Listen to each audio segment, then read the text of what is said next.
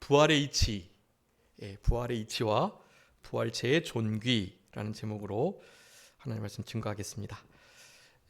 이제 내년 2023년 1월부터요, 우리 고린도후서 본과 공부 시간에 고린도전서 계속 나갈 건데요.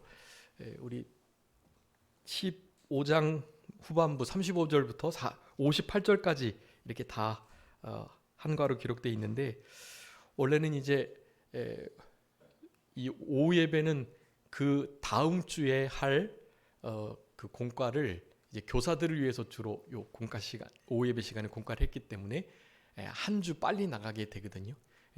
오늘은 실제로는 이제 이사야서 7장에 그 임마누엘 그 예언의 말씀을 가지고 이제 주일날 오후 예배 때 크리스마스 때 성탄 주일 오후 예배 때 해야 될 그 말씀을 오늘 지금 이 시간에 해야 되는데, 우리 고린도전서 15장의 말씀을 두 가로 나눠 가지고요, 이렇게 오늘 살펴보고, 그리고 우리 본과 지금 보시면 부활이 최후의 승리다, 이것이 이제 다음 주 제목이 될 것입니다. 이 부활의 승리를 나타내는 것은 우리가 읽었던 49절 이후 50절부터 맞으면 58절까지의 내용이에요.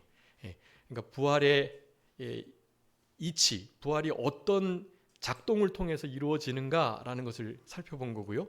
그리고 두 번째는 그 부활체가 얼마나 강하고 존귀하고 신령하고 얼마나 좋은가에 대해서, 영광스러운가에 대해서 그렇게 사도 바울이 증거를 하는 것입니다. 지금 이제 부활에 대해서 우리가 살펴보고 있는데, 이 부활의 신앙이 없고서는 우리가 이때까지 살펴본 바 고린도 교회의 여러 가지 문제들, 그리고 우리 그 지난 시간까지 살펴봤던 특별히 은사에 관한 그 은사의 가장 좋은 것, 가장 좋은 길, 사모하고 추구해야 할 그것이 바로 사랑이었는데요. 그와 같은 사랑의 신앙의 열매들은 이 부활의 신앙이 바탕이 되지 않고는 실제로 그 일을 이룰 수가 없다. 이 부활 신앙이 기본이 되어야 된다라는 것을 지금 말하기 위해서 이 15장 전체를 할애해서 부활에 관한 진리를 말씀해주고 계십니다. 지난 시간까지, 그러니까 34절 전까지 우리 예수님의 부활에 대해서 우리가 살펴봤어요. 다루지 못한 게 좀 많이 있는데, 중요한 것은 우리 예수님께서 역사적으로 아주 실제적으로 부활하셨다. 우리 예수님의 무덤이 비었다. 그런데 말씀대로, 성경대로 그리 되었다. 성경대로 죽으시고 성경대로 살아나셨다. 그 예수님이 부활하시는 그 기작을 지난 시간에 다 말씀을 못 드렸어요.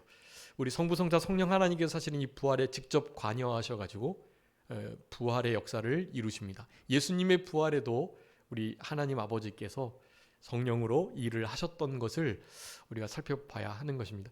그러면서 이제 이 부활이 결국 우리 최후 승리의 이 동력이 되어서 우리도 첫 열매인 예수님의 그 부활의 역사로 우리도 부활의 생명을 가지고 주님 안에서 살아간다면 당연히 무슨 일에든지 승리하며 살아갈 수 있음에 대해서 그렇게 말씀을 해 주시려고 이 15장의 말씀을 하고 계시는 것이다 라고 하겠습니다.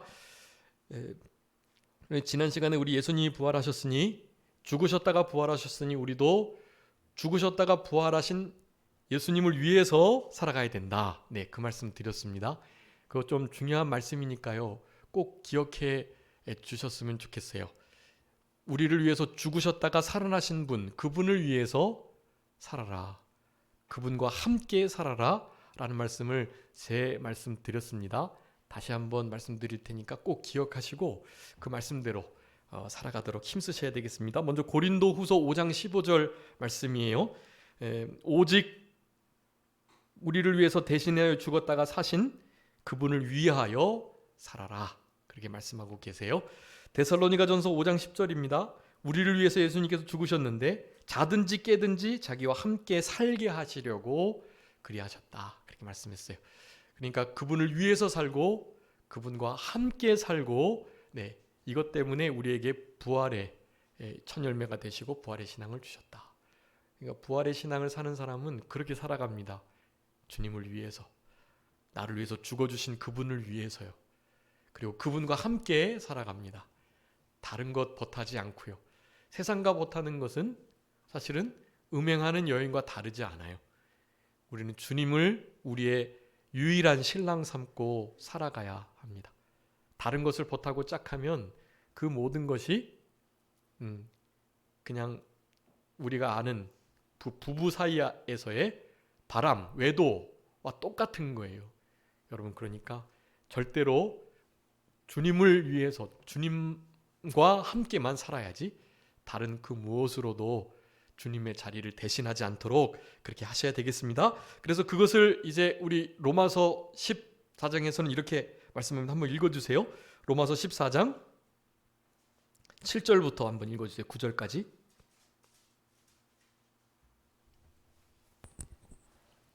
우리 중에 누구든지 자기를 위하여 사는 자가 없고 자기를 위하여 죽는 자도 없도다. 우리가 살아도 주를 위하여 살고 죽어도 주를 위하여 죽나니 그러므로 사나 죽으나 우리가 주의 것이로다. 이를 위하여 그리스도께서 죽었다가 다시 살아나셨으니 곧 죽은 자와 산 자의 주가 되려 하심이라. 아멘. 여러분, 이 일을 위해서 사나 죽으나 우리가 주의 것이고 주를 위하여 살도록 하시기 위해서 우리 예수님께서 그리스도로 메시아의 사역을 감당하시면서 죽었다가 다시 살아나셨다. 여러분, 우리 예수님의 부활의 분명한 목적이에요. 그분이 우리의 죄를 없이 하려고 죽으셨다가 그것으로 끝나지 않고 살아나신 것은 구원을 완성하시기 위함이기도 하고 우리로 온전히 구원에 이르도록 하시기 위함인데, 우리 오전에 살펴본 것처럼 그 모든 일이 그렇게 이루어진 것은 바로 우리를 위해서 죽어주셨다가 살아나신 그분을 위해서, 그분과 함께, 그리고 그분을 우리의 주로 모시고 살아가도록 하기 위해서 그리하셨다라는 거예요. 우리를 위해서 죽어주셨다가 살아나신 그 이유는 곧 죽은 자와 산 자의 주가 되게 되시려고 그리하셨다. 그러니까 여러분, 우리의 삶의 주인은 내가 아니고 우리 주님이셔요. 우리를 위해서 죽어주셨다가 살아나신 유일한 분. 종교가 많지만 사실 기독교는 종교가 아닙니다. 이것은 생명이고, 그냥 기독교는 어느 종교의 테두리 안에 들어있을 수가 있는 게 아니에요. 다른 종교들은 흔히 종교라 일컬어지며 나름의 인간의 부족 부분을 채우고 그 종교의 주체자, 그 종교를 이끌고 있는 그 누군가의 뒷자치를 그저 따라가려고 힘쓰는 정도예요. 그런 모든 이들은, 그 종교를 창시한 창시자들은 다 죽었어요. 죽었고 다 사람이었어요. 훌륭하고 정말 인생을 좀 멋지게 제대로 살아간 사람이 있을 수는 있겠지만 그가 당연히 신이 아니고요. 그리고 그를 신앙의 존재, 믿음의 대상으로 삼을 수가 없어요. 오직 피조물인 우리는 우리를 창조하신 그분만을 우리의 신앙의 대상으로 삼을 수가 있는 것입니다. 여러분, 그분만이 십자가에서 죽으셨다가 살아나셨어요. 우리는 진짜 생명의 주, 부활의 주, 진짜 참된 신이신 우리 주님을 섬기는 이 복된 자리에 오셨으니까 이런 신앙을 굳게 붙드시고 그분을 위하여, 그분과 함께 그분을 주로 모시며 살아가는 우리들이 되는 것. 여러분, 이렇게 살아가는 게 부활 신앙을 가진 자예요. 부활 신앙을 갖지 않는 자는 이렇게 살아가지 못합니다. 예수님이 나를 위해서 죽어주셨다가 살아나신 게 무슨 의미인지, 나랑 무슨 관계인지, 내가 왜 굳이 그렇게 그분을 위하고 그분과 함께 그분을 나의 주와 왕으로 모시고 살아가야 되나 알 수가 없어요. 그렇기 때문에 여러분 안에 이런 신앙이, 부활의 신앙이 있으셔야 되겠습니다. 부활이 얼마나 중요한 우리 기독교 안에 위치를 차지하고 있는지를 다시 한번 생각하시면서, 여러분, 우리에게 진짜 부활이 없다면 우리 지난 시간 살펴본 것처럼 가장 불쌍한 자들이에요. 부활이 없으면. 그러니까 부활을 왜 믿지 못하는가? 여러분, 말씀드렸지만 배너라는 영화를 만든 감독이요, 아주 무신론자의 회의론자였거든요. 그가 예수 그리스도가 부활했다고 하니까 그런 허무맹랑한 얘기를 아직도 믿고 있고 아직도 이런 일을 하고 다니는 사람이 있나 하면서 적당히 종교도 적당히 해야지 하면서 그 예수란 자가 진짜 부활했어? 내가 아닌 것을 드러내 줄게 하면서 예수 그리스도가 역사적 인물인 것은 인정하는데 그가 죽었다가 살아난 것을 당연히 증거할 수 없을 것이 분명하니까 그 증거를 내가 찾겠다 해서 찾아다니면서 그 역사적 고증을 거치는데요. 웬걸이요. 이 예수님이 진짜 부활하지 않으면 도저히 이해될 수 없는 일들이 흔적들이 곳곳에 남아 있는 거예요. 진짜로 부활한 게 너무나 역사적 사실이고 그 분명한 부활을 증거하는 이들의 조상들이 아직 조상들이 있는데 그 조상들의 후손들이 살아 있고 그가 그때 들었던 예수님 시체 제자들이 훔쳐갔다. 기절한 거다. 죽은 게 아니었다. 뭐 여러 가지 그 음모론들이 있거든요. 예수님이 시체가 그 돌이 굴려가서 시체가 안 보이셨던 그 일에 대한 여러 가지 막 소문들이 있단 말이에요. 그 소문 사실은 그네들이 다 종교 지도자들이 내기한 거거든요. 그 소문들이 돌고 있지만 그 소문들의 신빙성보다 예수님이 진짜 부활하신 거다라는 것이 훨씬 더 많은 거예요. 그래서 기독교로 개종하고 그가 완전히 돌아서 가지고 그 배너라는 영화를 만든 거예요. 배너는 예수 그리스도의 부활하심을 증거하기 위한 아주 서사적인 이 내용들을 섞은 정말 좋은 영화예요. 배너.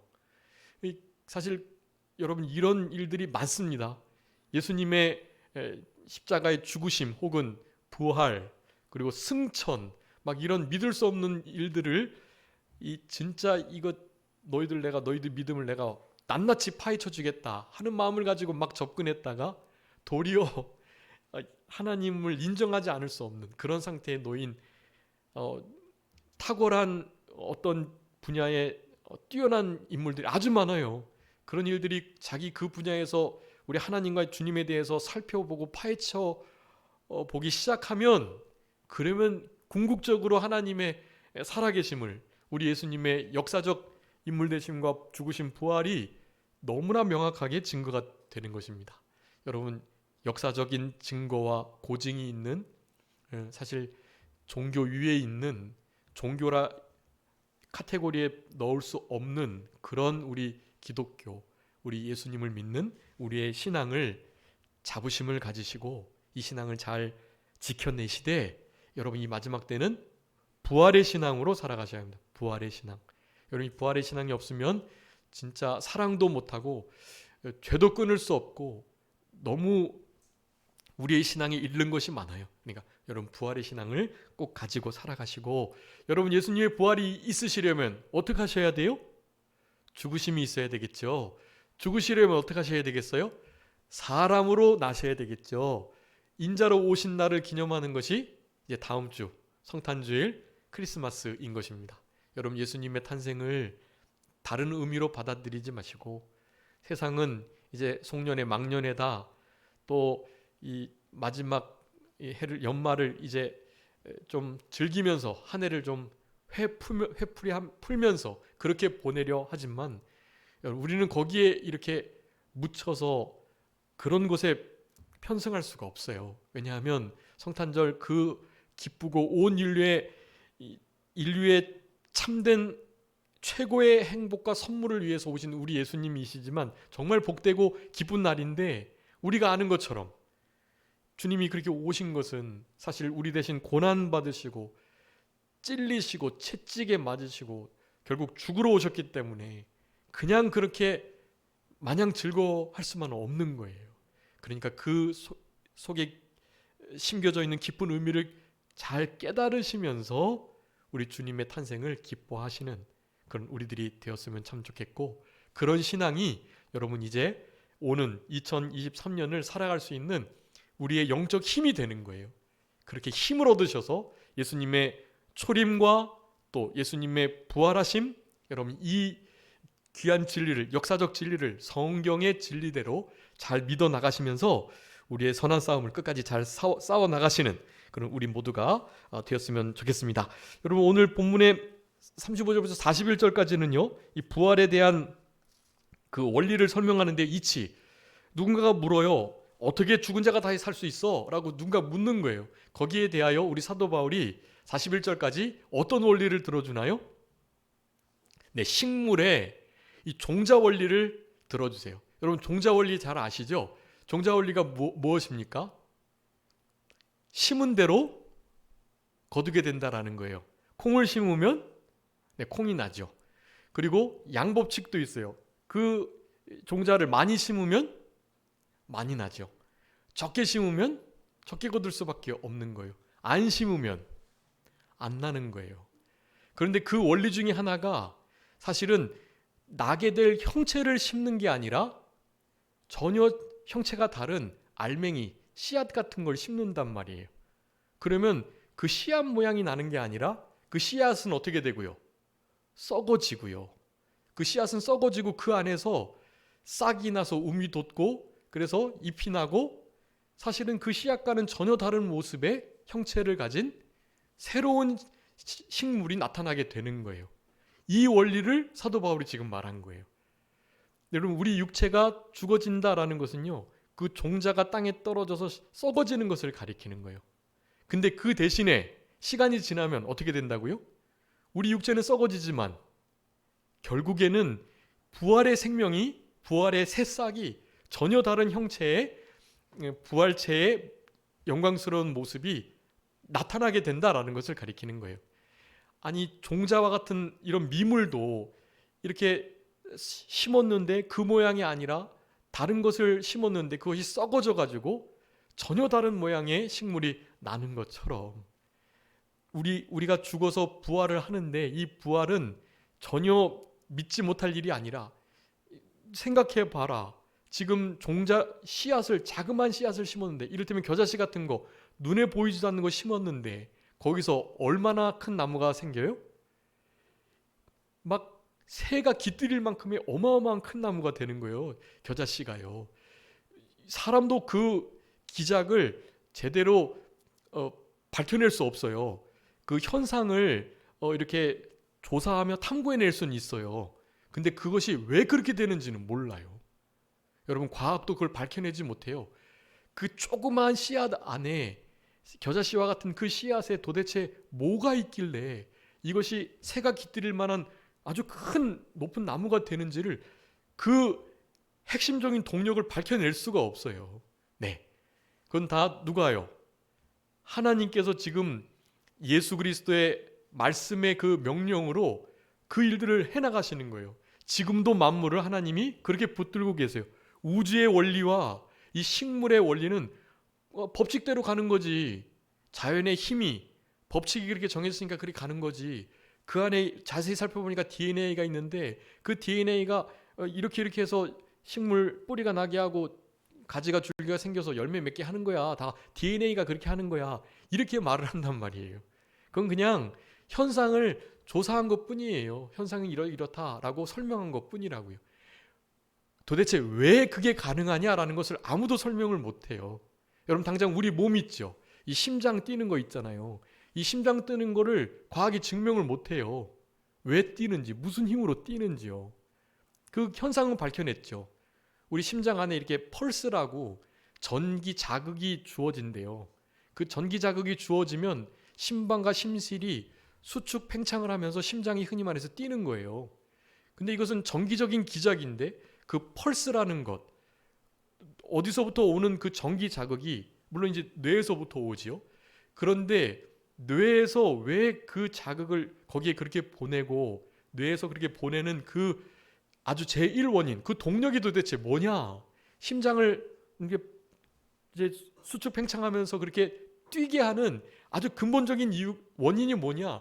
몰라요. 그거는. 그거 누가 하시는 거기 때문에요? 그거 하나님이 하시는 거기 때문에 그래요.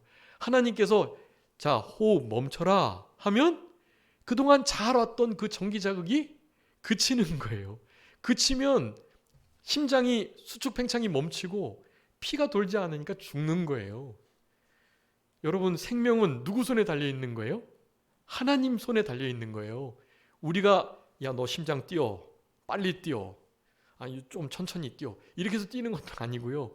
뛰지 말라고 해서 안 뛰는 것도 아니고요. 여러분 숨 찬다고 해서 뛰는 거기에 안 뛰는 거기에요? 숨 참는다고 안 뛰는 게 아니에요. 계속 뛰는 거예요. 불수익은 우리의 힘으로 어떻게 할 수 없는 근육이에요. 그것은 그냥 자연적으로 그렇게 뛰는 거예요. 자연적으로. 자, 이 자연이 중요해요. 자연이 무슨 뜻이에요? 스스로 그리하다 그런 거거든요. 왜 스스로 그리해요? 원래 그 원인을 못 박히니까 그러는 거예요. 원인을 못 박힌 그 자연이 저절로 그냥 원래 그리고 뭐 법칙이 뭐 이런 말은요 다 하나님께서 그렇게 바꾸시면 돼요. 하나님께서 그렇게 하라고 하시니까 되는 거예요. 여러분, 우리 생명이 죽었다가 살아나는 일, 이거 우리의 인간 이성으로는 이해 못하죠. 믿을 수도 없고요. 그런데 종자가 썩어져서 없어진 줄 알았는데 그것이 자라나는 것도 사실은 이해할 수 없는 거예요. 그거 모죽이라는 얘기 저 말씀 한번 드렸죠. 중국의 그 대나무의 일종인데 모죽이라고 씨앗을 심어 놓으면 3년에서 많게는 6년, 7년까지 아무런 변화가 없대요. 그런데 그 3년에서 7년까지 그 씨에서 이제 뿌리가 밑으로 나가지고요. 막 심지어 3kg, 5kg까지 뿌리를 뻗친대요. 그래서 어느 순간이 되면 4년, 5년, 7년째 어느 순간이 되면 손가락만한 요 새싹이 돋았다가 그 이후로 하루에 15cm, 20cm씩 쑥쑥 자란대요. 3kg, 5kg까지 뻗어놓은 그 뿌리에서 영양분을 확 끌어당겨 가지고요. 10cm, 20cm씩 쭉쭉 자라난다는 거 하루에. 그래서 3m에서 7m까지 자라나는 대나무가 있대요. 모죽. 이건 사람의 이성으로는 이해할 수 없는 거예요. 현상을 우리가 봤으니까 우리가 믿는 거죠. 그리고 그 일이 계속 보이니까요. 여러분, 근데 부활을 본 역사적 증인들이 많아요. 그것을 진짜 봤다니까요. 여러분, 요즘에도 부활 뉴스 나오는 거 보시나요? 3일 지났는데 살아난 사람도 있어요. 요즘에 뉴스가 제가 한 몇 개월 전에 들었던 것 같아요. 저쪽 인도 그 근처에서 그랬던 것 같은데, 아무튼 실제로 여러분 부활 있을 수가 있습니다. 여러분 부활을 믿으셔야 돼요. 제 친구 중에 부활 같은 거 그런 거 허무맹랑한 거 말해가지고 내가 기독교가 좀 믿음직스럽지가 않아 그렇게 말을 해요. 예, 믿음직스럽지 않대요.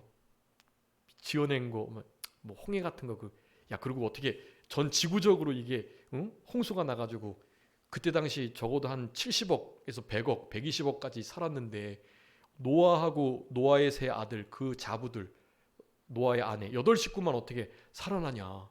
야, 그러면 진짜 하나님이 계시면 그럼 100억을 다 죽이고 8명만 살리는 게 그게 진짜 뭐 사랑의 신이냐? 에? 어떻게 그럴 수가 있냐? 그런 건 너무 허무맹랑하지 않냐? 이런 말씀을 하세요. 그래서 안 믿어요. 여러분, 그런데 너무나 안타깝게도 그게 사실이에요. 그리고 그 노아의 때는 소돔과 고모라의 때와 같이 진짜 하나님이 인간 지으신 걸 후회하시고 다 쓸어버리실 만큼의 그런 시대였어요. 노아만 은혜를 입고 노아의 아내, 노아의 함, 셈, 야벳 세 아들, 그의 아내들, 그렇게 딱 8명만 살아남은 거예요. 여러분, 지금 전 세계 그 화석들을 살펴보면요, 특별히 중국의 입구자 8팔자의 입구자, 배주자 해서 그게 배선자잖아요.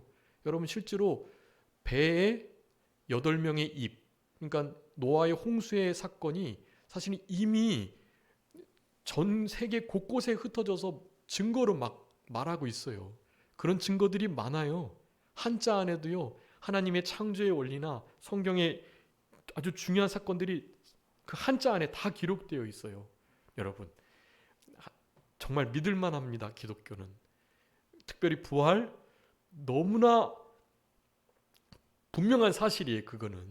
네, 지금도 나타나고 있고 실제로 우리 예수님께서 부활하셔가지고 지금 우리와 성령으로 하나님의 말씀으로 같이 해주고 계세요. 여러분, 이 부활의 신앙을 믿으시고 원래 믿어졌다면 확신하시고 여러분 남은 때를 살아가시도록 그렇게 힘을 쓰셔야 합니다. 여러분, 우리 이 부활의 이치를 식물의 그것으로 비유해가지고 잘 증거를 했는데요. 우리 육체가 지금 흙으로 됐어요. 그래서 흙으로 돌아가라고 아담과 하와가 범죄해서 흙으로 왔으니까 흙으로 돌아가라고 말씀하고 있는데요. 여러분 창세기 2장 7절에 흙으로 사람을 지으셨다. 그리고 그 코에 생기를 불어 넣으셨다. 그래서 생명이 됐다. 이제 영혼 육을 가진 온전한 사람이 되었다라는 의미거든요. 여러분 이 흙으로 사람을 지으셨다는, 그런데 다른 동물들은, 그러니까 이를테면 물고기를 하나님이 흙으로 빚었다고는 직접적인 표현은 없는데 땅의 가축들, 그런 가축들은 어떻게 지으셨다고 표현하는 말씀이 있어요. 여러분 다른 가축들은 무엇으로 지었게요? 말씀으로 지으셨나요? 어떻게 지으셨을까요? 창세기 2장 7절에서는 하나님께서 사람을 흙으로 지으셨다. 이것은 빚어서 만드셨다라는 의미가 있어요. 흙으로 만드신 거 맞거든요. 그럼 다른 가축들은요? 한번 읽어주세요. 2장 먼저 19절 한번 읽어주세요. 19절. 여호와 하나님이 흙으로 각종 들짐승과 공중의 각종 새를 지으시고 아담이 무엇이라고 부르나 보시려고 그것들을 그에게로 이끌어 가시니 아담이 각 생물을 부르는 것이 곧 그 이름이 되었더라. 아멘. 여러분 각종 동물들은 무엇으로요?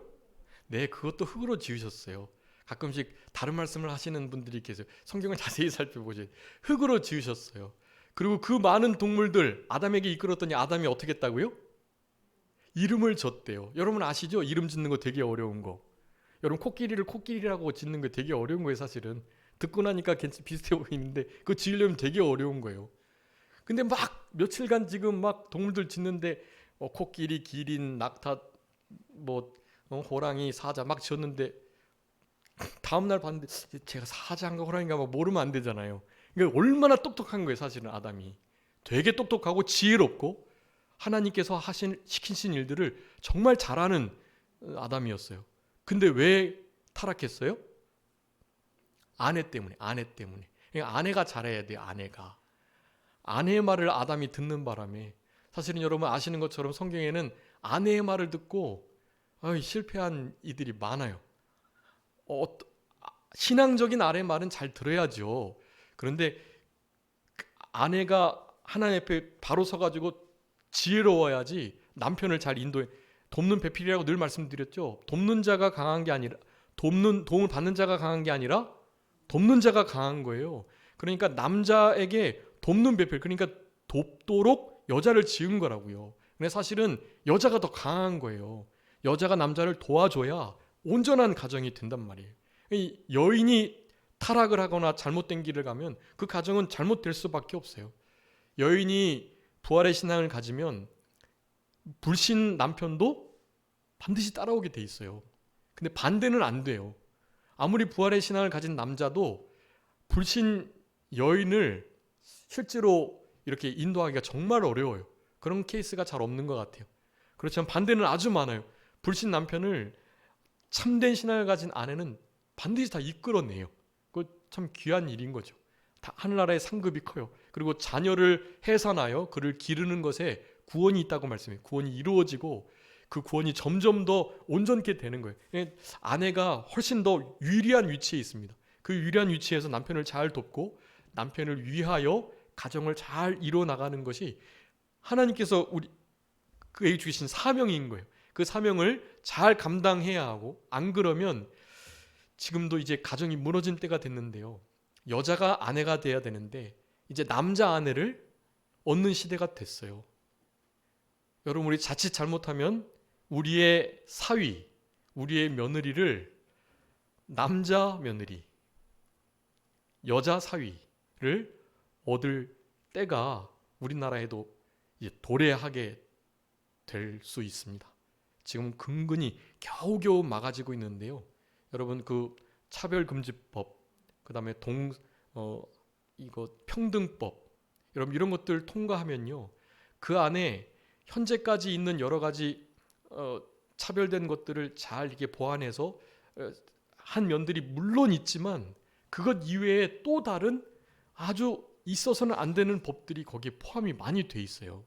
그런 걸 사실 조심해야 하고, 그러니까 그냥 다른 저 서유럽이나 저기 남미 미국 보면 돼요. 거기에 그 법이 통과되면 하나같이 다 가정이 무너져 있습니다. 여기 분명히 아내를 돕는 배필로 여인을 주셨는데 그 여인을 다른 무엇으로 대체하면 안 돼요. 거기를 어린아이나 동물이나 남자로 대체하면 안 되는 거예요. 그거는 하나님의 법을 명확하게 거스르는 일이란 말이죠. 그렇게 될 때 가정이 무너지고, 가정이 무너지면 교회가 무너지는 거예요. 교회가 무너지면 나라가 무너지게 돼 있는 것입니다. 여러분, 그러니까 그런 부분들을 좀 심각하게 생각하시고, 우리나라의 입법, 사법, 행정 모든 기관의 지도자들이 적어도 자기를 위하지 않고 다른 눈치 보지 않고 진짜 뭐가 가장 중요하냐, 나라를 진짜 위하는 게 뭐냐, 이런 것을 생각하며 할 수만 있다면 하나님을 두려워하는, 느헤미야 같은, 다니엘과 같은, 요셉과 같은 그런 정치, 경제, 문화 지도자들이 나와야 되는 거예요. 그런 일이 있을 때 좀 소망스럽고, 그렇지 않으면 사실은 우리도 그냥 서구 유럽이 무너진 것처럼, 미국이 일시간에 타락한 것처럼, 미국이 타락하는 속도보다 우리나라의 타락 속도가 훨씬 빠르다고 그래요. 소망이 없는 시대가 올 수 있습니다, 여러분. 그러니까 부활의 신앙을 가지시고 하나님께서 창조하신 이 원리들을 기억하면서 그렇게 살아가셔야 되겠습니다. 우리 여인은 그러면 뭐로 지었죠? 여인은 흙으로 지었다고 말씀 안 하시고 2장 그 22절 후반부에 보면 남자의 갈빗대를 취하여 만드셨다, 그렇게 표현하고 있어요. 그러니까 사실은 물론 그 갈빗대조차도 우리 탄소를 이루고 있는 주 재료가 탄소이고, 우리 흔히 그 흙에서부터, 왜냐하면 아담의 갈빗대가 그 흙에서 나온 거니까요. 어쨌든 그 흙으로 만들어진 갈빗대를 취해서 만들었기 때문에 내나 같은 거예요. 근데 어쨌든 갈빗대를 취하였다.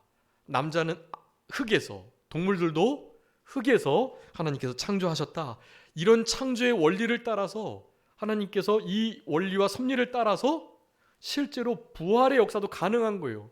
여러분, 우리 육체가 다 썩어져도 아시는 것처럼 이 질량 보존의 법칙에 의해서 우리의 몸을 이루고 있는 아주 고유한 요소들이 있거든요. 그 고유한 요소 더 이상 분해할 수 없는 게 원자인데, 그 원자보다 더 작은 입자들이 이제 발견되는 거죠. 그래서 사실은 중성자가 거기 안에 하나가 더 발견돼서 사실은 중성자에 의해서 질량 보존의 법칙이 지금 깨졌대요. 그게 깨지긴 했는데 그것을 이제 그냥 이렇게 일반화해서 받아들이고 있다고는 하는데, 그런 의미에서 깨진 거지 실제로 질량이 여전히 보존되는 건 맞아요. 즉 우리의 요소들, 고유의 그 요소들은 전혀 없어지지 않는다. 여러분, 이제 나중에 주님 재림하실 때 먼저 간 자들의 육체가 먼저 무덤에서 부활하고, 그 다음에 그때까지 남아있던 우리들은 홀연히 변화되는 것이에요. 여러분, 그 썩어져 있던 육체, 여러분 그 육체가 우리의 인생 속에 가장 좋은 때, 가장 강하고 아름답고 완벽한 그 때를 기준으로 우리 육체가 부활체가 되는 거예요. 막 늙어져서 막 힘없고 막 이렇게 팔이 절단되고 뭐 이렇게 불편하고 이런 상태가 아니라요, 아주 가장 완벽한, 가장 건강한 그것을 오늘 그 육체에 대해서도 말씀을 합니다. 그 육체들을 들어서 이 부활의 육체가 얼마나 존귀하냐라는 것을 42절부터 말씀을 하는 거예요. 자, 그래서 우리가 지금 기억해야 할 것은 우리 주님께서 우리를 만드셨고 말씀으로 지금도 우리를 붙들고 계시다라는 사실이고요. 그리고 이제 그 부활이 너무나 당연하다는 것을 지금 전제하고 있는 거예요. 그 부활체가 반드시 있는데 그 부활체는 영광이 다르다라는 것을 말하고 있어요. 여러분, 근데 이 부활체의 영광을 우리가 좀 서운한 경쟁을 하면서 그래도 하나님 앞에 제일 많이 칭찬받고 잘했다 칭찬받을 수 있는 상태가 되려고 힘을 쓰시는 일이 좀 필요해요. 이 땅에서는 뭐 모르겠지만 하늘나라에서는 적어도 내가 하나님 앞에 제일 많이 칭찬받아야지 하는 마음으로, 비교하는 거 아니고요. 비교하면 비참해지거나 교만해질 뿐이라 그랬죠. 다른 사람이 하늘나라에 상금 많이 받았다고 부러워하거나 다른 사람이 나보다 하는 상금 못 받았다고 무시하거나 이런 세계가 아니에요. 거기는 절대적인 부끄러움, 절대적인 감사와 영광을 우리가 누리는 거예요. 주님 앞에서.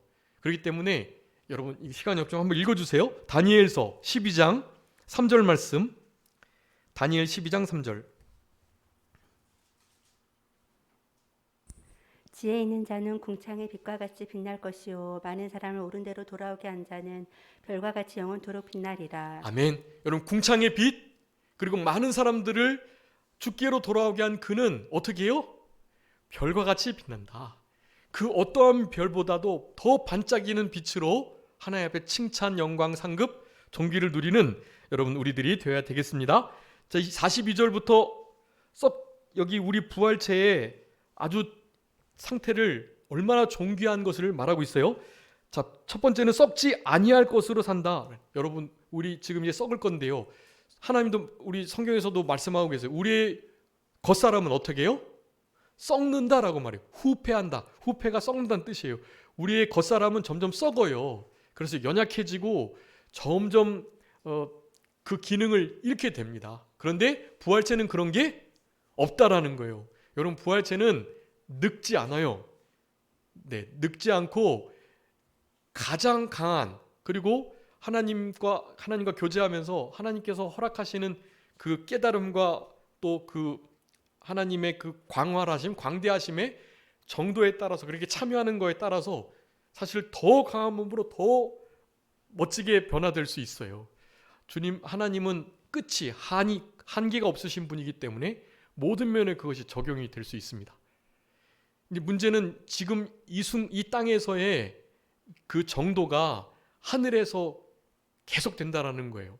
그러니까 이 땅에서의 이 신앙의 정도의 차이, 이 차이가 하늘나라에선 영원히 계속돼요.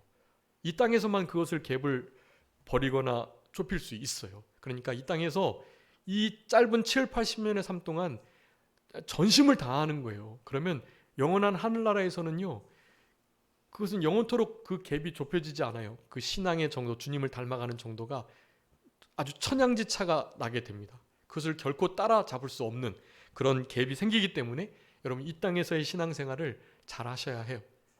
좀 힘들고 눈물 나고 어려우시더라도 또 여러 가지 일로 분주하고 또 어렵고 바쁘고 힘들지라도 하나님 앞에 믿음의 삶을 살아가기를 결단하고 그 삶을 힘써 살아내셔야 합니다. 어떻게 해요?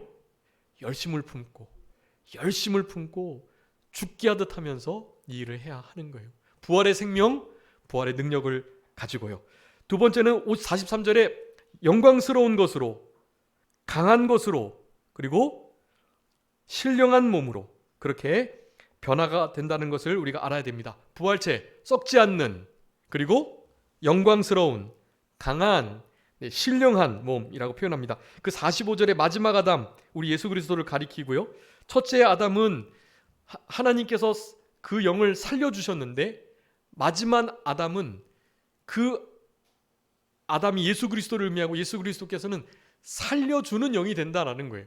여러분 이것이 이제 부활을 가능케 하고 부활의 역사에 이 성부, 성자, 성령 하나님이 참여한 아주 중요한 근거구절이 되는 말씀 중에 하나인데요. 여러분 우리 예수님께서 우리를 살리시는 영이시다.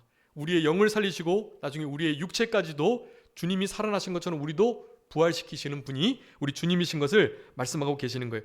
여기 부활체의 존귀에 대해서 5가지를 아셔야 되는데요. 그러니까 첫 번째 썩지 않을 것, 그 다음에 영광스러운 것, 강한 것, 그 다음에 신령한 것, 그리고 마지막에 우리 49절이 있습니다. 49절에 하늘에 속한 자의 형상. 네, 여러분 우리는 이 땅의 모델을 찾으면 안 되고요. 하늘에 속한 자, 바로 우리 예수 그리스도의 그 형상을, 그 십자가의 길을 우리가 따라가도록 노력을 하는 우리들이 될 때 우리가 부활체의 그 존귀를 극대화, 그리고 다른 이들보다도 차별돼서 다른 이들보다 그 영광이 다르게 더 빛나게 될 수 있다라는 사실입니다. 그래서 오늘 본문의 말씀을 통해서 우리 육체가, 우리 부활의 몸이, 부활체가 얼마나 존귀한지, 그리고 부활할 수밖에 없는 그 이치가 너무나 분명하다는 그 2가지 진리를 여러분 기억하시고요. 이 말씀만 살펴보고 말씀 마치도록 하겠습니다. 우리 예수님께서, 하나님께서, 성령님께서 직접적으로 부활에 역사하시는 이 부활의 역사를 성삼위 하나님께서 함께 동역하신다는 아주 중요한 말씀이에요. 먼저 첫 번째는 고린도전서 6장 14절 한번 읽어주세요. 고린도전서 6장 14절. 고린도전서 6장 14절. 하나님이 주를 다시 살리셨고 또한 그의 권능으로 우리를 다시 살리시리라. 아멘. 하나님께서 우리를 다시 살리신다는 거예요. 하나님 아버지께서. 두 번째는 예수님께서. 요한복음 6장 40절 한번 읽어주세요. 요한복음 6장 40절. 내 아버지의 뜻은 아들을 보고 믿는 자마다 영생을 얻는 이것이니 마지막 날에 내가 이를 다시 살리리라 하시니라. 아멘. 우리 예수님께서 마지막 날에 하나님께서 나에게 주셨던 하나님의 백성들을 다시 살리시겠다. 예수님이 살리신다는 거예요. 마지막 성령님이 살리시는 겁니다. 로마서 8장 11절.